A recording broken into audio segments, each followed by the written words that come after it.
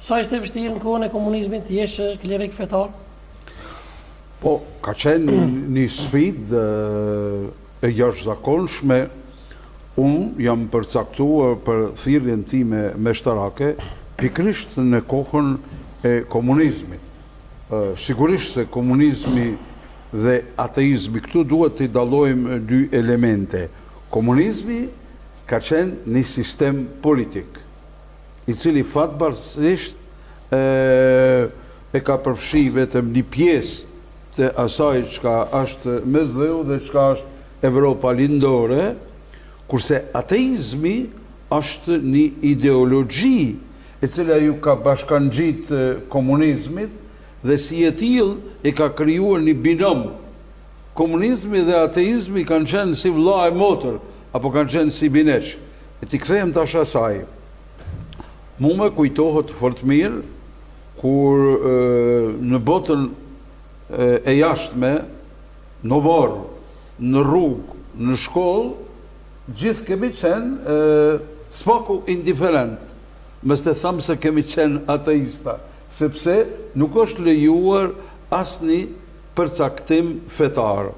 Dhe unë jam përcaktuar për jetën time dhe shërbimin meshtarak në Kishën Katolike, pikërisht në vitin 61-62, atëhere kur Udba e Rankovicit organizoi për herë të parë në historien mas e 500 vjeçare në Stubull vrasjen e kinse sekretarit të partijës për mi alon fajin Priftit.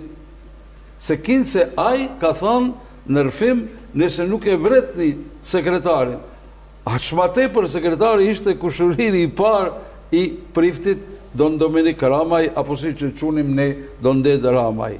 Dhe në atë moment kur jam kthye prej Zhegrës, udhtonim 24 kilometra sepse s'kishte 8 vjeçare, vetëm 4 klasë ishin në Stubull, dhe të dera e Kishës dhe të dera e Oborrit, se ishin ballë për ballë shtëpia e lindjes time dhe kisha e vjetër e Shën Gjergjit, që tash është shkolla e parë shqipe dhe muzeu i martirëve, në nalin 20-30 polic, të cilit janë krejt të armatosur, dhe pyetja e tyre ishte: a e njihni ju kriminalin Dominik Ramaj?